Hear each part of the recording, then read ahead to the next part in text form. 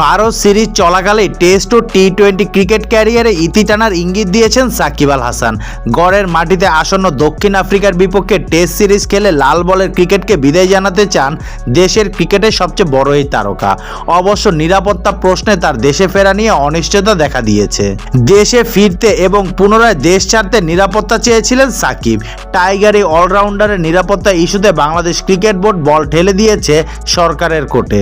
অন্তর্বর্তীকালীন সরকারের যুব ক্রীড়া উপদেষ্টা আসিফ মাহমুদ সজীব ভুইয়া বলেছেন, ব্যক্তিগতভাবে তিনি চান সাকিব আল হাসানের মতো একজন ক্রিকেটার দেশের মাটিতে খেলেই টেস্ট ক্রিকেটকে বিদায় জানান। দেশে খেলতে এলে সাকিবের পূর্ণ নিরাপত্তা দেওয়ার আশ্বাস দিয়েছেন তিনি। সংযুক্ত আরব আমিরাতের শারজায় নারী টি-20 বিশ্বকাপ দেখতে গিয়ে বৃহস্পতিবার ক্রীড়া উপদেষ্টা সাংবাদিকদের বলেছেন, সাকিব এমন একজন খেলোয়াড় যার দেশের জন্য অনেক অবদান রয়েছে। তিনি যেহেতু বাংলাদেশে নিজের শেষ টেস্ট খেলতে চান, আমি ব্যক্তিগতভাবে চাই সেই সুযোগ তিনি পান।